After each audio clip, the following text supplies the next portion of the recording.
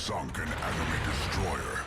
Hey team, this is Ripper here. Hope you guys are doing fantastic. I had a really fun video with Holland here. Double strike galore in this, and I'll show you a couple situations where that actually happened. But as always, before we begin, like, subscribe, bell button below. Appreciate all the supporters of the channel. Can't thank you guys enough for all those comments, likes, and really great discussions. I bring really, I would say, life to this channel and having a blast about learning ships, shooting ships, and having a blast doing it at the same time. So let's get right to it.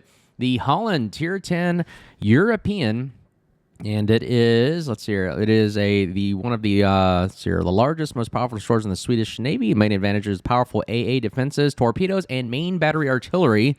And this ship has, as you can see right below, what are the unique capabilities of this thing? Well, really, it's the bread and butter is the AA and the torpedoes. As you can see right here, AA 15-kilometer torpedoes, which is a great range. They don't do as much impactful damage. I would say almost half the damage output there, as opposed to some of these other heavier hitting torpedoes. But look at the speed right there, 95 knots, with a reaction time of 7.1 seconds. So very, very powerful. As you can see, 19,200, not the greatest in the help, but again, I didn't build for the survivability of this ship because most of the time I'm undetected. 6-kilometer detection, which is really, I would say, okay. It's not better than Shimakaze or Gearing, but it's still, you're undetected majority of the time if you want to play it that way. So I didn't really build for it because I wanted to focus on the torpedoes, getting up to 95 knots. You'll see at the build at the end of the video. It has the engine boost capability, which only adds 8% for about 2 minutes, so it's okay. Heels, which is a great must, just like in the Smallen Holland, they're kind of the complements of each other, but having the heels is very, very good, especially in the destroyer role mentality. Defensive fire, really great for going up against carriers. And again, Holland back in the day used to have one of the best AA suites in the game. I think it still kind of does, but with the way that they're building Maltas and super carriers nowadays, I feel like this is just average nowadays, even with DFAA, so that's pretty interesting. Guns reload in 2 seconds. If you have guns that reload in 2 seconds, very, very great.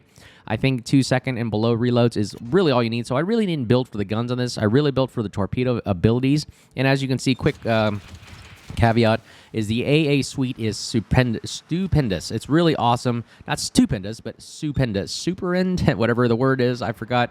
It is marvelous. The AA, if you read the stats of it, very, very great dual-purpose guns, a lot of flak clouds. I mean, when you fly up against a Holland, man, this thing is literally a wall of fire. So I think it really does stand out in that regard, and it can hold its own against carriers. Now, I'm not saying all carriers, but again, it kind of deters a lot of carriers from attacking you. So I've noticed that a lot of carriers kind of avoid me rather than actually want to fight me. So right off the bat, let's talk about positioning. You notice that I've been doing a lot of this. Hey, and again, this channel is also great about being a good destroyer player and techniques, tactics, and procedures that really will improve your gameplay. It has for me after studying a lot of other destroyer players out there. And I'm just repeating and showing you evidence and facts of what I've learned just by studying and doing this and what kind of battles you actually can come out with, especially just random battles, which is pretty much average players all around, right? So I picked the Kagero. If you can see, the Kagero is right to my right of me, right there. I just wanted to do was be a good wingman. I really want to just find a destroyer player that I can cover, and especially since the Holland, Smallen, all these other great gunboat torpedo destroyers, I really can complement the Kagero because I don't think Kagero has great guns, but I do. Look at the reloads right there. You can see kind of what you're dealing with here. Now, the guns on the Holland are nothing to laugh at. They actually do significant damage. I mean, even though they're only two sets of double-barrel guns, you can see you can still dish out a lot of damage, and they start a lot of fires for some reason. It's really good in that regard. And you can see right here, Marceau is regretting his thoughts because as soon as you see a Holland player, notice 95 not torpedoes, man, those things come at you so fast. There really is not much reaction time. As you can see, 95-knot torpedoes with a 7-second reaction time. It is pretty wild. And look at the guns right here. This is all you really got. Now, the cool thing about the guns on the Holland, if you build for it, you only go on 10.5 kilometers, which means that you go undetected as soon as anything goes outside of that. If no one is spotting you within 10.5, boom, you go undetected, which is great because now you can just shoot for about 10 kilometers-ish, stop firing, and as soon as the Marceau leaves, watch this, I'll go undetected. Boom, I'm undetected. Well, I had the smoke screen, but if the smoke screen wasn't there and he went out of my 10.5 kilometers and nobody else was in that detection range, boom, you go undetected, which is great for destroyer players because you want to stay undetected, concealability, stealth, and that way allows you to go hidden and go remaneuver, reposition for what you need to do. And look at these torpedoes coming out. There they go. Look at the rockets coming out of those things at 95 knots, which is crazy for torpedo speeds. And, man, I'm starting to wonder if Wargaming is going to start going to the 100-knot range of torpedo speeds, which is pretty wild in itself. So repositioning here. Well, okay, I'm looking. Where's my Kagero? Again, I do not want to leave my wingman. I'm not leading my Kagero go out by himself to go kill himself, because I want to go make sure he survives. Because if I keep my destroyer alive, I would rather keep a destroyer player alive than a battleship, because you just what's going to happen here? Boom! There goes one. And do I get a double kill? Oh my gosh, look at that double kill. Marceau, Iowa, so freaking powerful. I gotta show you another video. I've been getting so many double kills or double strikes in the Halland. Take a look at this video right here.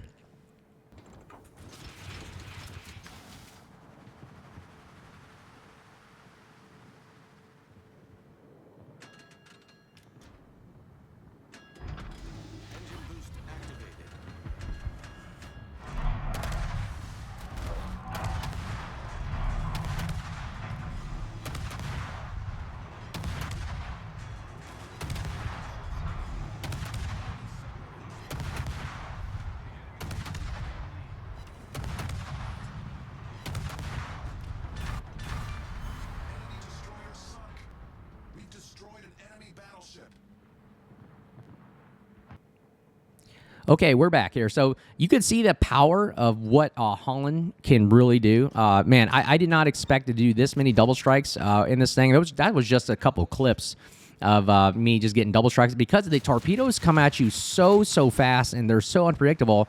I don't know if it's just luck or people are just grouped up, or it just seems to work in my favor. But I was getting so many double strikes in this thing, and I'm not saying everybody's going to get it, but man, do these things, they just come out of nowhere. So anyways, I digress. La Pampa right in front of us right there. Very deadly destroyer. A lot of torpedoes. I think that was the gimmick of spending a lot of money to get a lot of torpedoes. But again, I don't really think La Pampa is really all that. Because again, what is the most consistent weapon system you have in this game right now, which is guns. And La Pampa doesn't have really good guns. So, oh my gosh. Destroy, deleted. Ohio, devastating shot, man. Way to go. Yeah, devastating strike. Way to go there, Ohio. And again, you can see that where this game is going. Once you eliminate majority of the destroyer players and they start dwindling down, it start going pretty much downhill from there. If you can eliminate the team's destroyers, it's just a free fall from that point on. Right here we got Cataluna, and now look at the guns. The power of the guns right here is still, like I said, they're 2-second reload guns, which is great, but just look at the amount of firepower you can dish out and start a lot of fires. You can break a lot of modules, and really I just aim at superstructures and just try to start a fire. But here's the thing. Here's the bread and butter right there. Again, you're just leading that ship to turn right into and boom, there it is.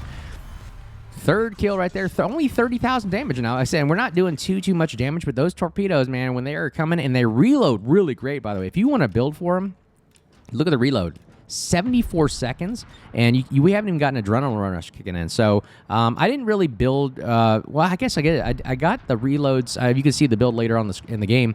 I got the reload down as low as I could. It's almost like minute reload. So this is pretty darn good. You're just pumping out nonstop torpedoes right there, and it is incredible for what you can do. And again, you got guns, you got torpedoes, you got AA. I mean, this thing has it all. The only downside of the Halland is it doesn't have smoke. So if you want to break that line of sight, you really just got to stop shooting and just get to 10.5 kilometers away from something if you did shoot, or just be 6 kilometers away from everything else, and you're pretty much undetected majority of the time. And again, that alleviates or counters the argument of, well, I need smoke, right? Well, not really. In the Halland, you really don't need too much to deal with smoke, and you're not really doing too much farming from smoke either. And if a carrier is coming at you trying to spot you, boom, you got the defensive AA, you got the great AA. Excuse me, the great AA suite of the Halland, which is pretty phenomenal right there. Notice that we got RPF. I love RPF on this thing, because you can go down and hunt the destroyers that don't have as fast a reload as you do, or gunpowder. And like I said, you got the basically Smallin guns here, just without the radar. So guess what? You're going to rely on other people spotting for you. And here we go. Look at that. The firepower is great on this thing. I'm telling you, 2-second reloads, and boom, La Pampa goes down. 4th kill, 35,000 damage right there. Not too much, but we are mopping up this entire flank right here, and disregard the point system right now. It's a little, again, replay is backwards. So we are at 751, they're at 91. And I've seen a majority of the matches I've been playing is literally clean sweeps like this. So don't know what Wargaming is doing, or matchmaking, or whatever it is, player skill gaps. You guys tell me. I think it's really just, I don't know.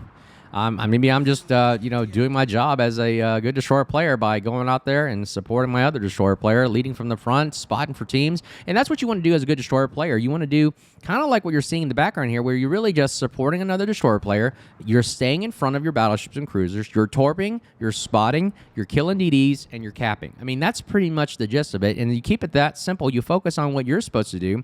And not trying to racking up points or everything, and you're going to win the game just by sheer doing your effing job, if you want to call it that. I know I did a video about that. Just do your effing job, destroyer.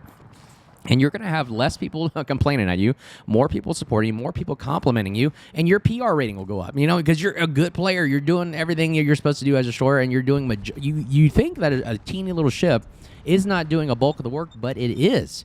It is one of the most crucial games. Notice that if you lose all your destroyers, notice where the game typically goes, and you'll see it. You start losing pretty darn quickly. So we're doing our job. We're spotting the Yamato. We're capping. And you look at that spotting damage. She gets ticking up right there. We're spotting that Yamato, and we're out spotting the Veneto over here. So we're kicking up damage left and right. And again, we're doing our job, and that's the very basic gist, if I have to tell you. Now, the Halland is great at this.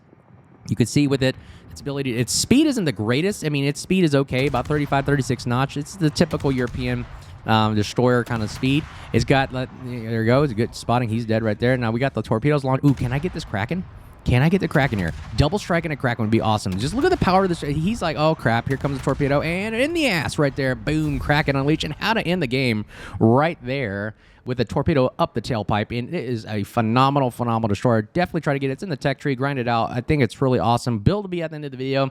But, man, look at the performance of what the Halland can do. And I just had one day of this, and I was just getting double strikes left and right. And this thing is crazy. Kraken unleashed. Combat Scout even. See, again, what did we do? We went out there and we spotted the team so our friendlies can do a significant amount of damage. Notice we didn't do too much damage, but our spotting damage was off the chain, off the wall.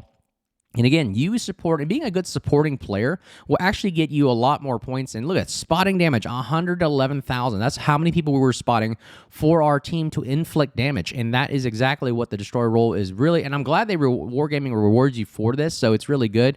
Potential damage, we didn't get shot at too much because we were undetected, so that demonstrates the capability and concealment of the Halland right there. But with those torpedoes going out to 15 kilometers and just surprising enemies. You can see right there with the double strikes earlier with the Shimakaze. You can see in that previous video I showed you, and in this video, Marceau getting hit by it. We got Iowa. The guns are great, as you can see. Really, really great all around destroyer. I really do enjoy it. Try it out, man. What a great video, just displaying the power of the Halland, and it's nothing shy about. Even if you didn't get the small one, Halland does a great job of just doing the same thing, just minus the radar, okay? So, hope you guys enjoy the video. Let me know if you comments below, like, subscribe, button below. Appreciate all the supporters of the channel. At 4,000 subs, we're going to do another premium giveaway. And then, as always, if you guys see me out there, make sure you say hi, and we'll see you guys soon. Stay safe. Cheers.